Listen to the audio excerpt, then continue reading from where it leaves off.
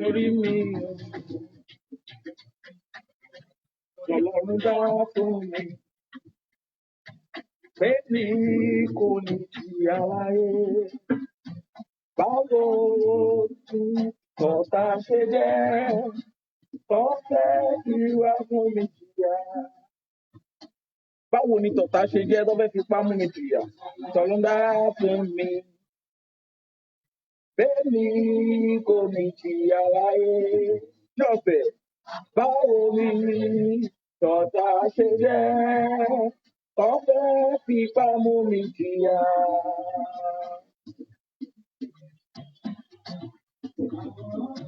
Àwòrán Ọlọ́run ló dá mi, wá dá mi tògótògó wá sáyé. Ó sì ìlérí wípé látòní lọ mo sọ dọmọ.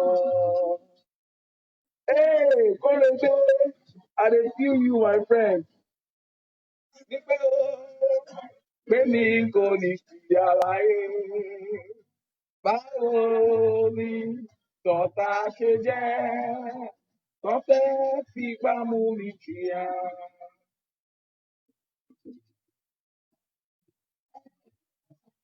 Irọ́ láyé ń pa, irọ́ láyé ń pa, ìyà kò tọ́ sí mi, irọ́ láyé ń pa. Irọ́ láyé ń pa, irọ́ láyé ń pa, ìyà kò tọ́ sí mi, irọ́. Hey, thank you so very much, everyone. Just glorious. Thank you. Baba Lajeni o. I am here again. Èmi náà ni Ọ̀gbẹ́ni Victor Ọláre Ọmọ́sẹ̀yìn. Ọmọ Ìlàjẹ Òmùrò, Àgọ́ Òmóní, Agbénọkàn Hẹwà, Agbénòrìjọ Ọdán Tọ̀pa, ọmọ Olúgbò of Ugbo, ọmọ Àtòwúrọ̀ Kùtùkùtù Jágbe Mẹ́rú, ọmọ Lẹ́bí ló tan, ọmọ Àlàwọ̀ Lúgbò, ọmọ Abẹ́jà wẹ̀lẹ̀gbẹ̀lẹ̀gbẹ̀ bíi ìmàlẹ̀ omi, ọmọ olówó dóbìnrin Ọ̀yọ́, adòwó náà gọ̀dọ̀ jóbìnrin Ẹtù, ọmọ awẹ̀ búlẹ́búlẹ́ jògbòrì màmá. Àwa rèé, ayé mà fúge làjẹ. Thank you so very much. Today, I want to talk about asylum. I want to talk about seeking asylum, and I want to do a kind of explanation about seeking asylum outside the country. These are some of the information that everybody needs to know. And they're just a tip of information that is available for everybody all over the world. You can use your phone, you can Google some of this information. You can go to various country websites and you can be able to see what the content, what this means. And a lot of people don't really want to talk about it. So many people that travel all over the country, everywhere in other countries, they seek asylum in those countries, but they rather don't want to say anything about it. And I think it's important that we use this platform to educate ourselves, to educate everybody about some of these tips, and then for people to know what asylum. It's just information that is good for you. So, and there's a difference between asylum and refugee, but sometimes these two words are mixed together. So I'm going to do justice to explain the difference between the two to everybody.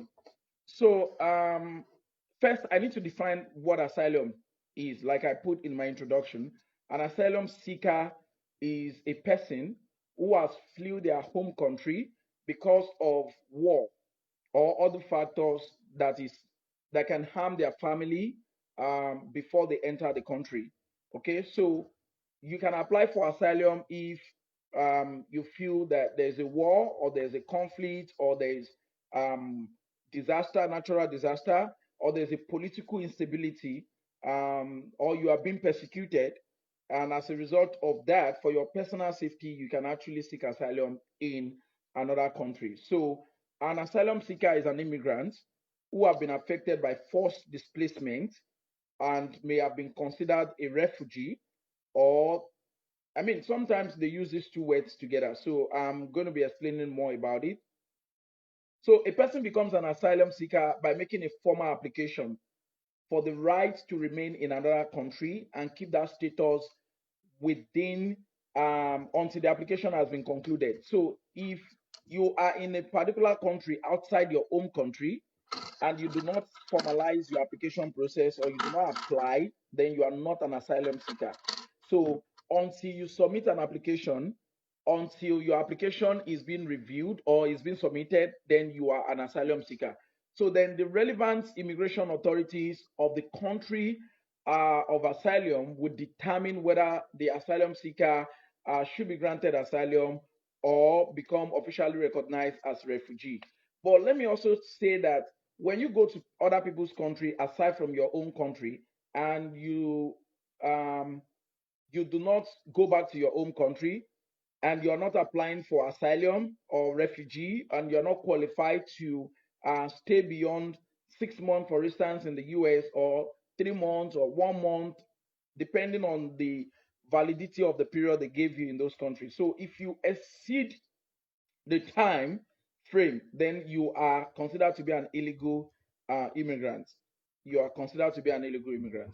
But I'm going to be treating some questions that are very important that everybody can understand. One of the questions is, which country is most welcoming to immigrants? So it doesn't matter if you're asylum seeker or not, but the country that win the highest, I mean that got the highest in terms of accommodation, welcoming in all terms is Canada. So in the whole world, Canada is the only country, the first country, not the only country, but the first country that is most welcoming to immigrants in the world. Immigrants in this perspective, I'm not talking about asylum seeker alone. They are very welcoming to both asylum seeker, refugee, family immigrants, students from foreign countries, everybody that migrates from another country to their own country, Canada is most welcoming.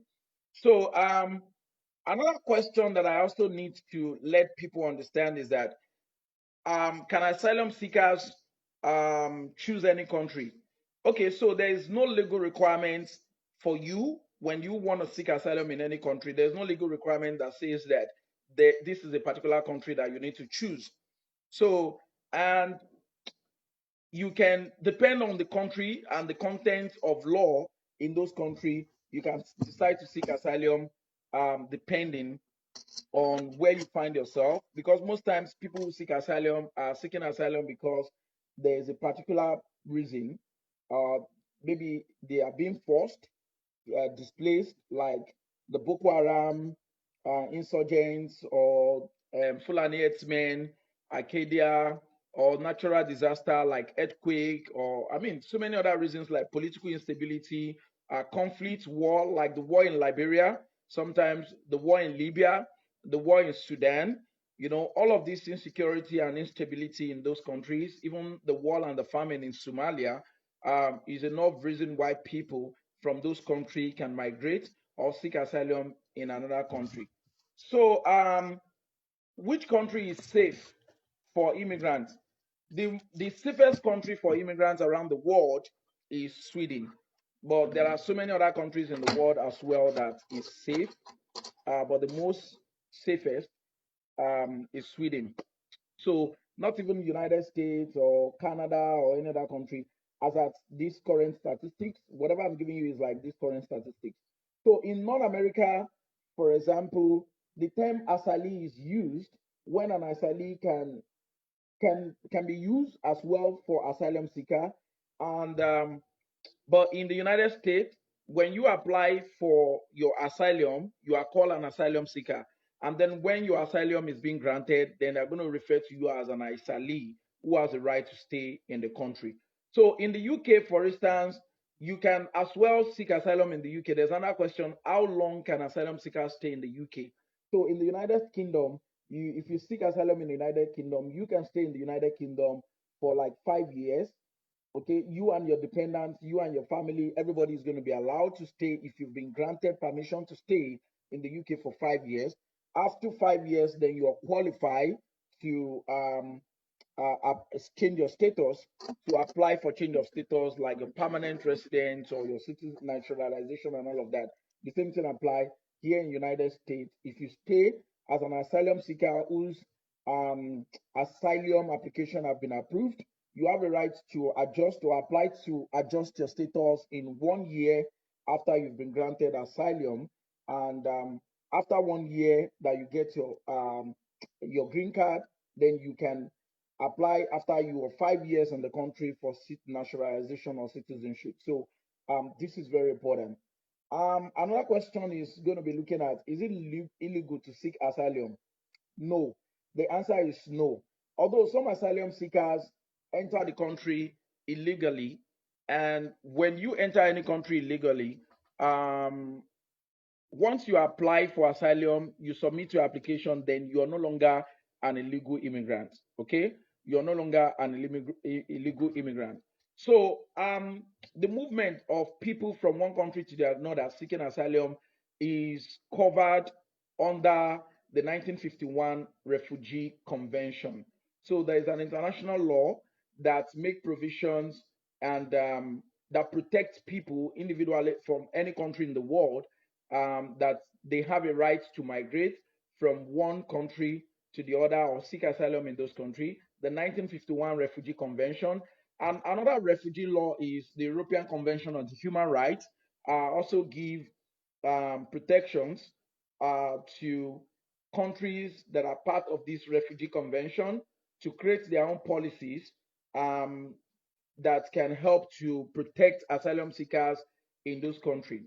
Okay, so apart from the 1951 Refugee Convention that give you the right to seek asylum in any of the countries that have signed this United Nations 1951 Refugee Convention, the country that you are seeking asylum also can make their own policies. They always have their own internal immigration law and policies that make different provisions to look into asylum cases for people who are coming into their country. So um, let's also look at types of asylum and protection. Asylum as an institution is not restricted to the category of individuals who qualify for refugee status. But I'm going to explain the difference between the two. For instance, if you go as a group, let's say there's a war in Libya, or there's a war in Liberia, or in Sweden, or in Sudan, and a lot of people are displaced, and because of the war, they are forced to leave the country.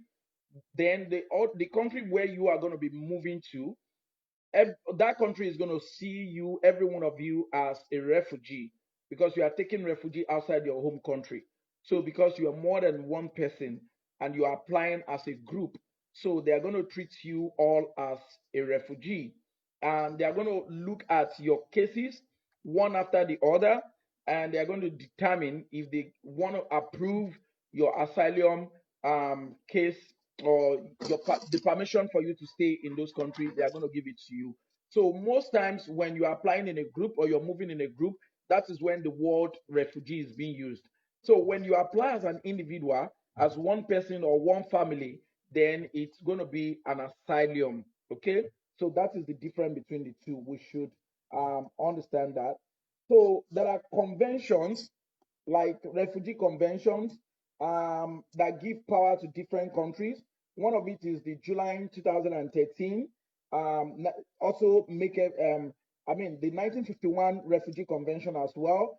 You know, there are 141 parties, those countries, 145, sorry, 145 countries that signed the protocol that agreed as part of the UN Declaration and the 1951 Refugee Convention, that agree that people can move if there are issues or reasons for those people to move. And some of the reasons that can make individuals to move or seek asylum or seek refugee in one country or the other, I'm going to explain them one after the other. So you could be qualified to seek an asylum, and by the end of 2018, according to the statistic that is available, over 70.8 million people were displaced all over the world. And out of these people, 3.5 million people were asylum seekers. Those are individuals who seek asylum as a result of conflict, some as a result of natural disaster, some as a result of persecution. You see, there are some minority group of people in some countries who have been persecuted, and these people flew from either the government or um, the state who is persecuting them, and they flew. When they leave their country to another country, the country they are going to stay, they can apply for asylum in this country for their own safety. So, reasons why people move to seek asylum or apply as refugee, I'm going to be explaining one after the other. The first is political reason. Political reasons. So because of political reasons, individual can apply for asylum because there's subsidiary protection, which is an international protections for persons who is seeking asylum who did not qualify as refugee. So a lot of laws are there that protect that, according to Universal Declaration on Human Rights as well.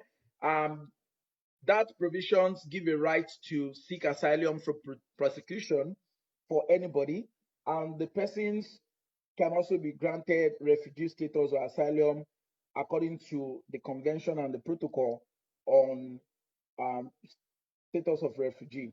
You may not understand all of these terms, so I'm not going to be explaining more of the terms. So let me focus on reasons why people seek asylum.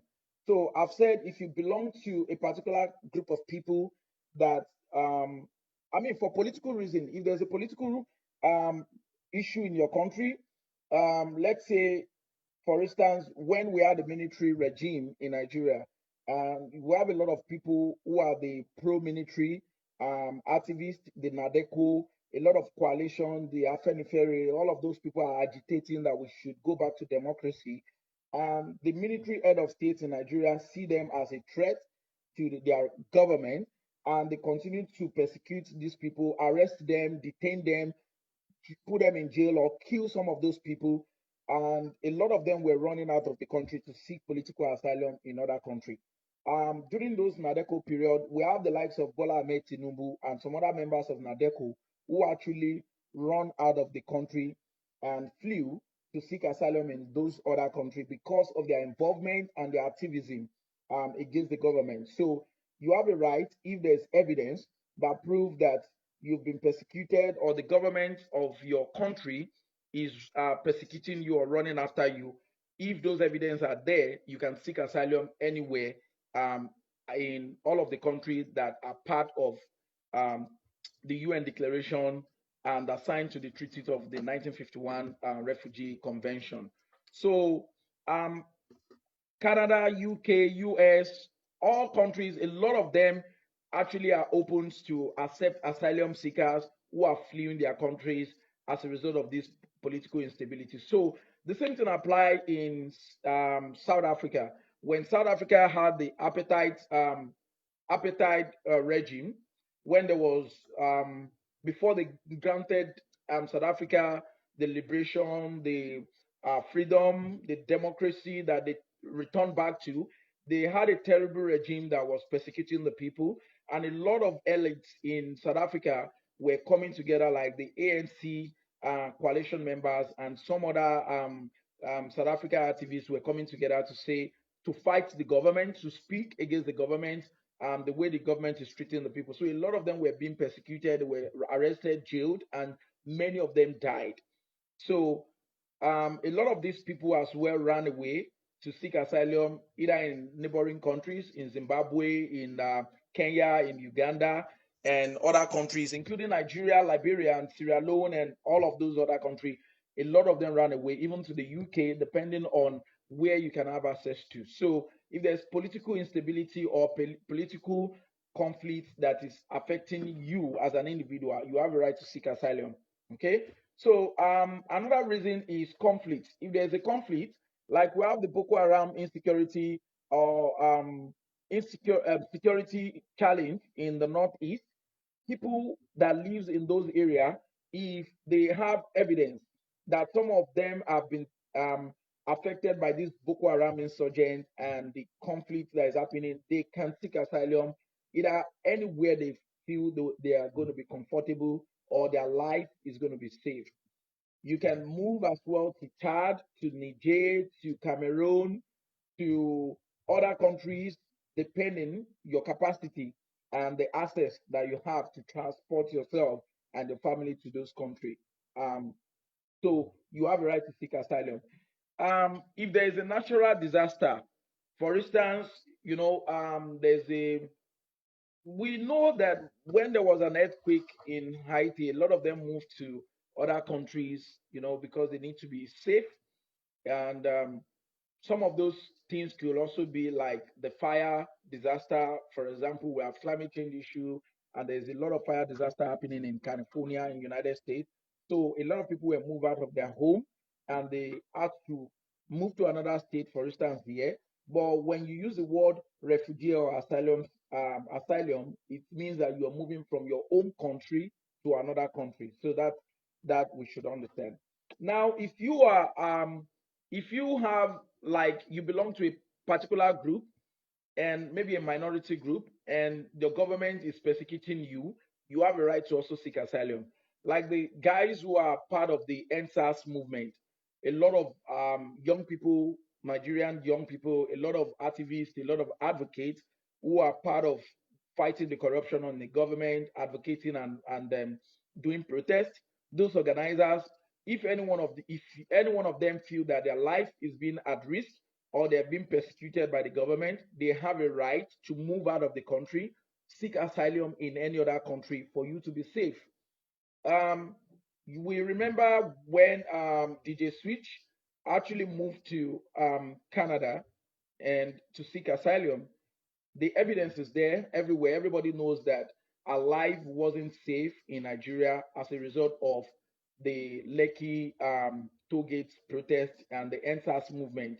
So instead of you to fold your hands and be watching, you know, we all heard about this young man who died, um, Belumi, who was 20 years old and a journalist who reported and captured a politician who brought out AK-47 to shoot the protesters, and 3 people died. So this young man, was arrested in his house after like a day, and he was able to push some of these videos online to see that a politician actually came with a gun from his jeep and then opened fire at the young people who were protesting peacefully, who asked him not to come and address them, and kill those 3 people. But the man is still walking on the street in Lagos. The man is still working as a free man because he's highly connected both to PDP government, Obasanjo, and all of those people. So there's nobody arresting him. There's no persecution happening anywhere. But if Pelumi knew that he's going to pay with his life for the recording he made, he would actually have flew to another country to seek asylum. So, but 3 days after he was arrested, his corpse was found in the morgue. So instead of DJ Switch as well to go die, she also had to leave the country and seek asylum in Canada. So everybody who is part of the NSAS movement, for instance, and the government is running after you, persecuting you, arresting you, inviting you unnecessarily, interrogating you, and then putting your life at risk, including those whose bank accounts were being frozen. All of these things are evidence of persecutions. So you have a right to leave if you think your life is at risk, because you cannot continue to fight for human rights, for justice, for corrupt or for good governance in the country when you are in the 6 feet in the grave. So you need to be alive to be able to fight corruption in government in Nigeria and in other countries in the world. So all of these people also have a right if any one of them want to move. But I will advise that if you want to seek asylum and you feel your life is being threatened, please, if you do not have a passport before now, it is not now that you are being declared wanted or that the government is searching for you, that you go to Nigerian Custom Service to say, I want to do passport. They can get you arrested at that point. So you need to be very careful. And cultural identity, if you belong to a particular group that is different from any other group and you're being persecuted because of your identity, you can also seek asylum. For instance, there are people who belong to a specific group, like the sexual minorities, people who are members of those who are gay, who identify as bisexuals, those who are lesbians, those who are transgender, and individuals, including people with disability who are being threatened. Because we have evidence in some other countries where, like some countries in Africa, albinos are being persecuted. People run after them because they feel that the albinos, they can use them for ritual and they are going to give them money. That's a wrong perception and it's a wrong prejudice. Albinos are human beings. They are being given birth to like every other person. They are human beings and they deserve to be treated as humans. So people shouldn't kidnap them. People shouldn't use them for money ritual. So if there are evidence of those persecution, arrests, and all of that, they have a right to flee and seek asylum anywhere in any country that they can get to, as fast as their safety is concerned. So if you belong to a particular group that is being persecuted, like we know that in so many countries in Africa, if you're gay, if you're bisexual, if you're lesbian, if you're transgender, you could actually be persecuted, you could be molested, you could be abused, you could be given a jungle justice. You know that in Nigeria, if you there's a same-sex prohibition act that was enacted and passed into law in 2014, and that same-sex marriage prohibition act also kind of fuel a lot of jungle justice in Nigeria, and people want to arrest or detain or even fight people or kill those people that they think or feel or perceive to be of that particular group, either gay, bisexual, or lesbians, and they attack them at the law time. There's a lot of evidence everywhere. So people see the arrest going on, the persecution going on, the jungle justice. All of these people have a right to seek asylum if they want to leave the country. And seeking asylum, let me also tell us that there are countries who are most accepting accepting countries for immigrants. Let me explain those countries. Those are the countries that open their border and they are welcoming to immigrants um, in the world. Let me explain those countries. The number one country is Canada. Canada has the highest number of acceptance index according to the statistic that is available. They have 8.4% acceptance index for immigrants who are coming to their country. And then the next country is Iceland. Iceland has 8.41% of acceptance index for immigrants who are coming to their country. Don't be surprised, the third country is New Zealand. It's not even United States, it's New Zealand. New Zealand has 8.32% of acceptance index for individuals who are migrating to their country. Then we have Australia. Australia has 8.28% of acceptance index. Then number five country is not even United States. The fifth country is Sierra Leone. Sierra Leone in West Africa, part of Africa, um, has a very high index, 8.14% acceptance index for migrants, asylum seeker, refugee who are coming into their country. And you know that when there was a Liberian war, Sierra Leone actually helped to save and provide refugee shelter to a lot of Liberians who were displaced by the war that happened in Liberia. So number six country is United States of America. United States dropped to 7.95 in terms of acceptance index for the score for immigrants. Then the seventh country is Burkina Faso. Burkina Faso in also West Africa is another country that is that has a high acceptance index, 7.93. And then we have Sweden, 7.93, as well as Burkina Faso, the same rate. Then we have Chad 7.91. So sometimes we don't really think about some of these countries. We feel anytime you think about asylum, you think about refugee, we're thinking about Canada, United States, UK. There are other beautiful countries close to us that also give that have a high acceptance index for immigrants. So Chad is there, Ireland is there, and Rwanda also is there, 7.88. And one of the reasons why Rwanda has a very good policy for immigrants is that they also have been displayed at a particular time.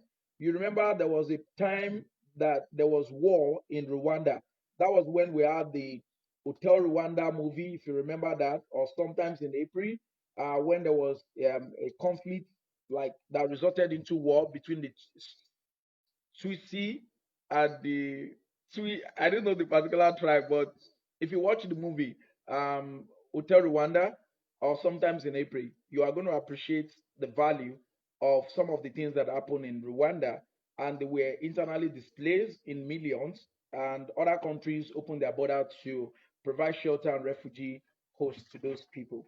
Um, there are other countries as well that provide refugee. They have refugee host programs to people around the world. We have Germany. Germany has one of the highest number of.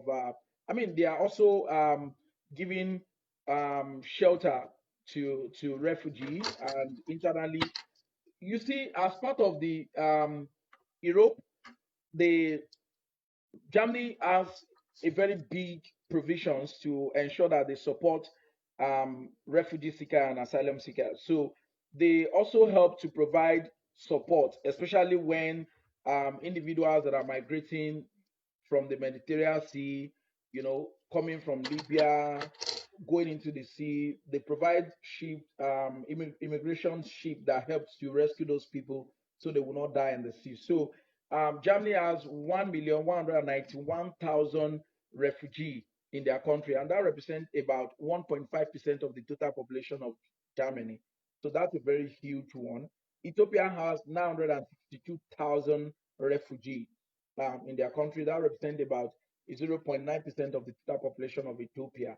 And US has also a very huge number of, in fact, in the whole of the world, US has one of the highest number of asylum seekers in the world. They have a very huge number of immigrants.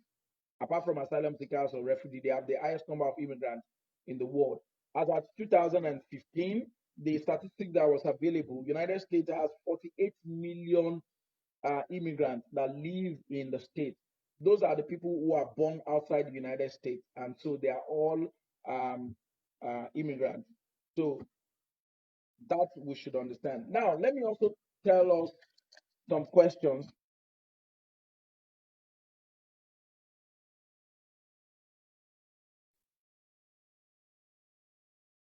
Some certain rights, and then you also have some limitations. Because in some countries, if you're an asylum seeker, you are not going to have access to healthcare, you are not going to have access to job, you are not going to have access to so many things until you are able to have your asylum approved. So United States, Canada, has a very good programs that help to provide support to asylum seekers, where there are programs, some of them are privately funded, some of them are state funded programs that help to ensure that asylum seekers or refugees have access to Medicare, they have access to um, shelter, they have access to so many other things that can help them to stay and remain stable. So let me also tell us about subsidiary protection. Subsidiary protection is an international protection for persons seeking asylum who do not qualify as refugee. And as well, according to Universal Declaration, everybody that has a right, everybody has a right to seek asylum and from persecution from your country. But again, there's an exclusion for subsidiary protection status. If you are believed to have committed a serious crime or you are guilty contrary to the Charter of the United Nations, like you commit a crime against humanity, you cannot receive subsidiary protection. So if you go to kill people, you are shooting people like all the soldiers that open fire to kill people at the Lekki gate. If the government want to persecute those people to say, who give you the right, who authorize you to shoot at those people? If the government is sincere enough to ask this question and the people want to run away, or the person that gave the order just did it by himself without any approval from anybody, and then he decides to say, hey, come on, open fire and kill all those people. If the person want to run away, to seek asylum in any country, he cannot have that protection, that subsidiary protection, because he has committed crime against humanity. So the same thing applies to so many other presidents in Africa, for instance, who have committed genocide, who have killed people, killed a lot of people, and then they are running out of the country because they are overthrown or something. They cannot have subsidiary protection according to Universal Declaration of Human Rights because they have committed an offense that is a violation of the Charter of the United Nations. So those people need to be persecuted accordingly. So, and we hope that those who are committing crime against humanity are going to be brought to book or brought to justice someday. So that's the discussion I have for us today. And if you want to ask more questions, you're free to ask more questions about what I've just presented. So I've just talked about some of these reasons, and basically, I just talked about immigrants moving or applying for asylum and refugee, and some of those information that you need. So let me also try to address um, some top 5 countries or 7 countries in the world that have they host refugee, like they host very big refugee platform or programs or field. Some of them, like I said, Germany, Ethiopia, United Nations, and Bangladesh. Bangladesh also provide refugee camp to help immigrants who are coming from, or refugee who are coming from other neighboring countries who have issues or problems and they have been internally displaced. Then we have Kenya. Kenya also do the same. And we have Russia. Don't be surprised, we have Russia providing refugee um, camp to help immigrants coming from neighboring countries. Then we have Cameroon. The same Cameroon that some other people who are in Cameroon who were displaced, you know, as a result of political instability. They don't really have democracy in Cameroon. What they have there, Biya has been the head of state or the president of Cameroon for donkey years, and he refused to leave. Every time he conducts election, he's always having the right to contest and contest again, and he's always the one winning. So, and he's been holding the country to hostage for a long time. And there's a big division between the French speakers and the English speakers between the north and the south of Cameroon. So that problem is there. But they also have refugee camp. When Boko Haram displaced a lot of people in Northeast, a lot of people were internally displaced and they had to move. Some moved to Chad, some moved to Niger, some moved to Cameroon, and they were provided shelter and refugees. So these people, according to the internal immigration policy and law of the different countries in Chad, Cameroon, and all of that, they have a right to apply for refugee in those countries, and they have a right to seek for permanent residence if they want to, um, based on the convention that the immigration office is going to have with regards to those people.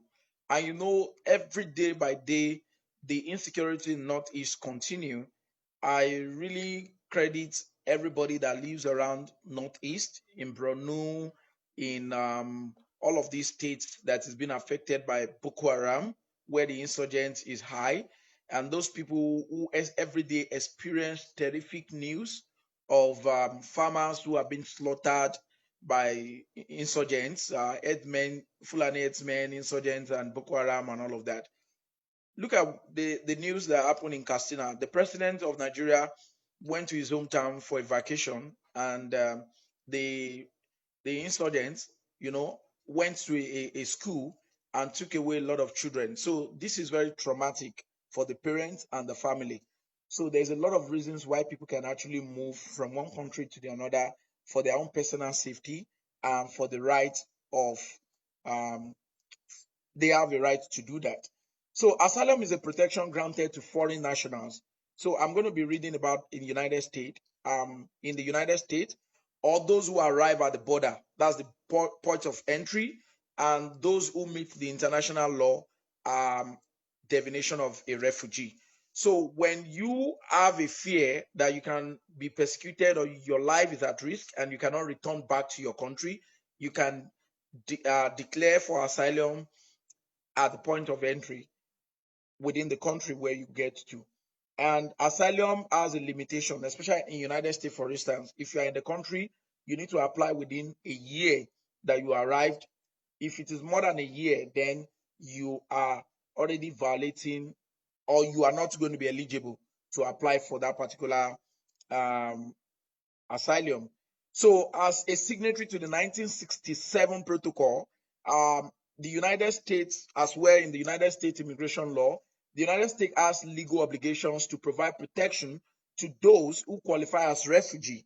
The Refugee Act established two parts to obtain refugee status, either from abroad or as a resettled refugee in the United States. So you can as well do asylum seeker or a refugee, apply for it at the embassies of the country. So if, for instance, you are being persecuted by the government, like all these NSAS advocates and the activists, the young people who are being persecuted, the NSAS activists, you do not necessarily need to start buying a ticket, flying if you do not have the capacity to do that, or you don't even have a visa. You can go to any embassies, US embassy, Canadian embassy, UK embassy, Sweden, Germany, France, Ethiopia, Bangladesh, any of those countries, Kenya, Russia, Cameroon, any country, you can go to the embassy and tell them in the embassy that you want to apply for asylum or you want to apply for refugee if you guys are in group. So the embassy has an obligation, according to the 1967 protocol, to start working on your on processing your documents to apply as an asylum or as a refugee seeker. So you can do that even at the embassy of those countries. So Embassy of America in Nigeria is actually an American, is the United States statutory territory. So a Canadian embassy in Nigeria is a Canadian statutory territory. So you can actually apply in those embassies as well. So how does asylum help people fleeing persecution? An asylee or a person granted asylum is protected from being returned to his or her own country, home country, and is authorized to work. After a year in the United States, you can apply for um, your work authorization and your social security. Then you can also apply for permission to travel overseas to anywhere. And you can also petitions to file for your family members to come to the United States. So there are a lot of programs in the United States, in Canada, in UK that provide support to asylum seekers or asylee if they are eligible. Such programs include the Medicaid, access to refugee Medicaid assistance, and other programs. So depending if you are eligible to get all of those things. So let us not always feel that um, to apply for asylum is something very difficult. It's not too difficult to do. You may be surprised to know that even DJ Sweet, for instance, applied for asylum at the Canadian Embassy. She can go to the Canadian Embassy and tell the Canadian Embassy, I want to apply for asylum. I don't feel safe in Nigeria. My life is at risk. I'm being threatened because of ABC. They'll start the process in there, and definitely these are some of the reasons why people flew. So I'm sending message to Nigerian government to be more responsive and to listen to the people and to do the needful, fight corruption even within your government. President Muhammad Buhari, fight the insurgents. You promised us that in 2015. Boko Haram is still here since you were in government, and every day a lot of bad news is making people to flee the country. And you don't know that when your people are leaving your country to claim asylum or refuge in other country, you are actually losing human capital. You are losing human capital that are strong, people who are professionals, people who can add value to the development of your country. You are losing them because of your bad policy, your bad law, your unfriendly governance, and the anti-people regime that you are leading. And these APC arm robbers, you guys need to watch what you're doing and ensure that Nigeria is a better world for everybody. People don't have to start running everywhere. Thank you so very much, everyone watching me. Thank you, Olushola Ogun Suyi. Thank you, Tochuku Francis. Thank you, my Prince Omotayo Akomo, and every other person online. Mark, I appreciate you. Temi Alakmini, thank you so much. Thank you, everybody, for joining me. God bless you for this wonderful time. Share if you think the content is good.